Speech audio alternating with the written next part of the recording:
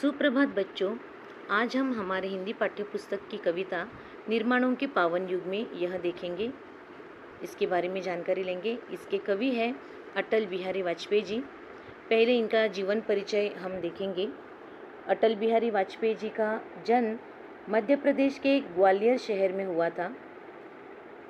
वाजपेयी जी भारत के पूर्व प्रधानमंत्री के साथ साथ एक प्रबुद्ध कवि, प्रखर वक्ता व पत्रकार के रूप में कार्यरत रहे हैं। राष्ट्रीय भावना से ओतप्रोत कई पत्रिकाओं का इन्होंने संपादन भी किया है। ब्रज भाषा व खड़ी बोली में काव्य रचना इनकी प्रमुख विशेषता रही है। पद्म विभूषण, लोकमान्य तिलक पुरस्कार व भारत रत्न पुरस्कार से उन्हें पुरस्कृत किया गया है। उनकी प्रमुख कृतियां हैं मेरी इक्यावन कविताएं, गद्य रचनाएं, कुछ लेख कुछ भाषण, बिंदु बिंदु विचार, मृत्यु या हत्या, संसद में 3 दशक, सेक्युलरवाद आदि उनकी गद्य रचनाएं हैं। तो इस कविता में, ये बहुत अच्छी कविता लिखी है उन्होंने निर्माणों के पावन युग में। इस कविता में रस और अलंकार से परिपूर्ण यह कविता है और इसमें सुंदर अर्थ प्रकट करने वाली यह कविता है। हृदय की मुक्ति की साधना के लिए मनुष्य की वाणी से निकली शब्द रचना कविता ये कहलाती है।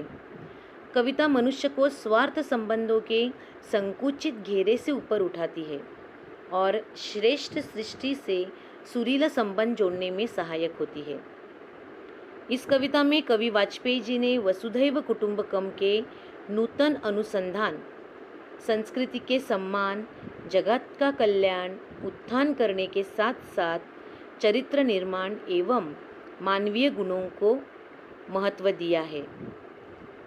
कवि कहते हैं कि आज का युग निर्माण का पावन युग है। जीवन के हर क्षेत्र में प्रगति हो रही है, नवनिर्माण हो रहा है। ऐसे में क्या व्यक्ति का विकास हो रहा है क्या? व्यक्ति विकास के लिए चरित्र का उज्जवल होना बहुत आवश्यक है। अतः व्यक्ति को चरित्र निर्माण पर बल देना चाहिए। उसे व्यक्तिगत स्वार्थ से बाहर निकलकर मानव जाति के कल्याण के लिए आगे आना चाहिए। यानी कवि ने इस कविता में कहा है कि सिर्फ उन्नति यानी बड़े बड़े बिल्डिंग खड़ी करना या मशीन तैयार करना या मशीनों के रूप में या भौतिक सुविधाएं जो हमें मिल रही है, उसके साथ साथ वो सब मतलब इतनी तरक्की हो रही है, इसका मतलब ये नहीं कि मानव का विकास हो रहा है। इसके साथ साथ मानव जाति का भी विकास होना बहुत आवश्यक है। हम पढ़े लिखे तो हो हैं, आज के ज़माने में उच्च शिक्षा विभूषित कर रहे हैं या ग्रहण कर रहे हैं, प्राप्त कर रहे हैं, लेकिन उनमें अगर मानवता न हो, उनमें अगर मूल्य न हो, तो उस शिक्षा का कोई भी फायदा नहीं है। यानी मनुष्य को अपनी तरक्की के साथ साथ अपने मूल्यों को भी देखना चाहिए। तो आइए ये हम कविता पढ़ते हैं और उसका मैं आपको भावार्थ बताती हूँ। निर्माणों के पावन युग में हम चरित्र निर्माण न भूलें, स्वार्थ साधना की आंधी में वसुधा का कल्याण न भूलें। तो निर्माण यानी सृजन, पावन यानी पवित्र, युग यानी समय, और आंधी यानी तूफान, वसुधा यानी पृथ्वी या अवनी या धरती भी उसे हम कहते हैं। शब्दार्थ पर ध्यान दीजिए क्योंकि आपको परीक्षा में पूछे जाते हैं। तो कवि कहते हैं कि आज का युग यह विज्ञान एवं तकनीकी का युग है।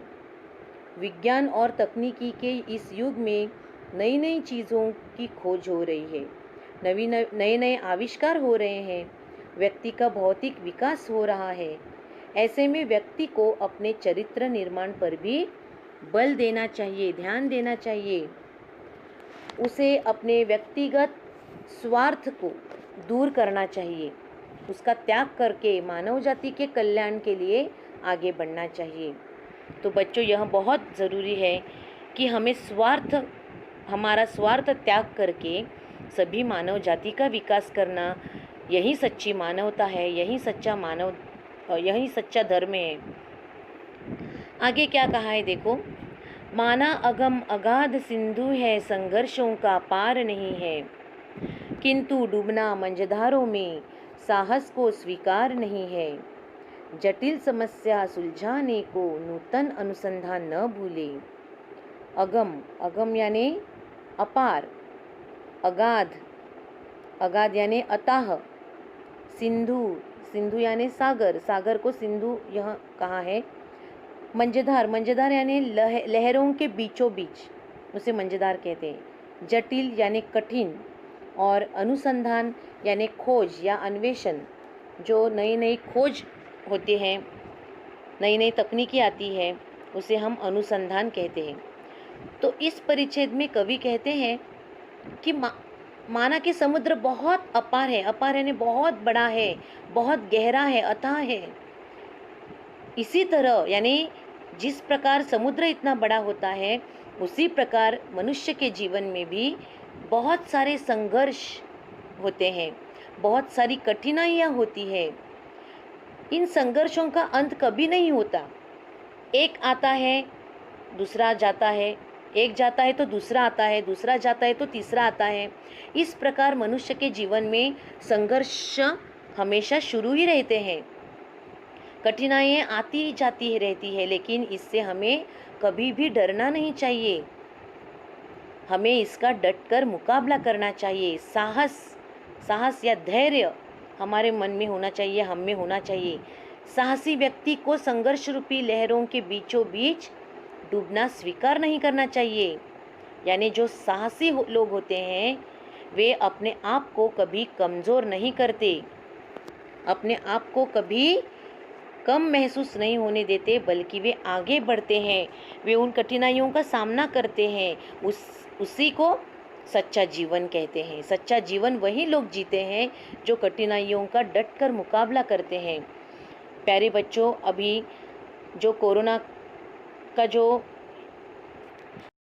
अभी कोरोना के महामारी में हमने देखा कि बहुत सारे मजदूर जो पैदल चले गए, लेकिन उन्होंने हार नहीं मानी, उन्होंने बहुत सारी कठिनाइयों का सामना किया और वे अपने मंजिल तक पहुँचे। उसी प्रकार दुनिया में ऐसे बहुत सारे लोग होते हैं। ना कि हमें हमारे जीवन से मुंह मोड़ना चाहिए। कई लोग अपने जीवन से मुंह मोड़ लेते हैं, आत्महत्या करते हैं, बहुत निराश हो जाते हैं, लेकिन अंधेरे के बाद उजाला ज़रूर होता है, ये हमें कभी भी भूलना नहीं चाहिए। तो ये संघर्ष हमें बीच में नहीं छोड़ना चाहिए, उसका मुकाबला करना चाहिए।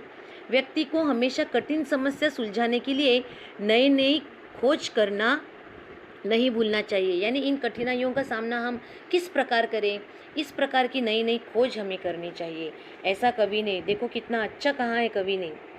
आगे देखो, शील विनय आदर्श श्रेष्ठता तार बिना झंकार नहीं है।